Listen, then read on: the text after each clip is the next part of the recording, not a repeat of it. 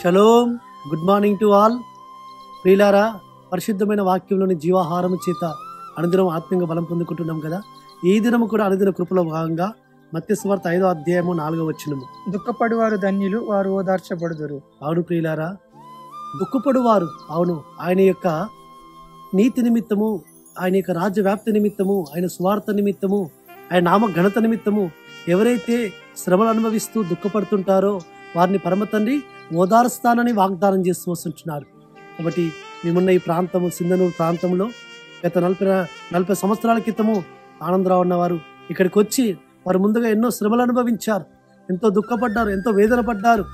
వారు ఆయన ఇచ్చిన వాగ్దానం కనిపెట్టుకుంటూ ఆయన సన్నిధిలో ప్రార్థన చేసుకుంటూ వచ్చారు. పరమ తండ్రి వారి ప్రార్థన విన్నాడు, వారి దుఃఖంనంతా కూడా తీసివేస్తూ వచ్చాడు. వారి దుఃఖంను తీసివేసి పరమ తండ్రి వారిని ఆదరించాడు, ఓదార్చాడు, ధైర్యపరిచాడు.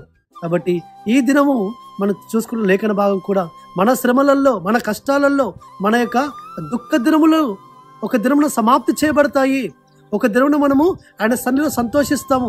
ఎందుకంటే మన అంగలార్పునైన నాట్యంగా మార్చువాడు. ప్రియులారా, అలనాడు అన్నమ్మ చేసిన కన్నీటి ప్రార్థన ఆమె యొక్క జీవితంలో ఆ దుఃఖమంతా తీసివేసి పరమతని సంతోషభరితురాలుగా ఆరాధించి పరమతని గర్భపరిచే స్థితికి చేరుకుంది. కాబట్టి మనము కూడా ఇప్పుడు దుఃఖముగా ఉండొచ్చు, ఇప్పుడు కష్టముగా ఉండొచ్చు, ఇప్పుడు వేదనగా ఉండొచ్చు, ఇప్పుడు సమస్యలను బట్టి ఎంతో మన జీవితాల్లో దుఃఖం కలుగుతుండొచ్చు. కానీ పరమ తండ్రి ఆ దుఃఖంనంతా కూడా తీసివేస్తాడు. కాబట్టి రాత్రి ఏడుపు వచ్చినను ఉదయమున సంతోషం కలుగును. కాబట్టి ఆ వేదన పొందిన దేశం మీద మబ్బు నిలవనేరదు, ఎప్పుడు దుఃఖమే ఉండదు. ఒక దినం సంతోషకరమైన దినాలు రాబోతున్నాయి. కాబట్టి ఆయన సెలవిస్తూ వస్తున్నాడు. ఆయన ఇచ్చిన వాగ్దానమును చేతపట్టుకొని ఆయన సన్నిధిలో మనం విశ్వాసముతో అడుగుదాం. అయ్యా, నా శ్రమలలో, నా కష్టాలలో నీవే నాకు ఆశ్రయము, నీవే నా శరణము, నీవే నా దిక్కు అని ఆయన సన్నిధిలో ప్రార్థన చేస్తూ వస్తుంటున్నప్పుడు ఆయన మనల్ని ఏం చేస్తారంటే పరమ తండ్రి ఓదార్చి ధైర్యపరిచి మనం నడిపిస్తాడు. కాబట్టి ఇక్కడ ఈ సింధనూరులో ఇక్కడ ఉన్న కుటుంబం కూడా మరొకప్పుడు ఎంతో బాధలు అనుభవించారు, దుఃఖపడ్డారు.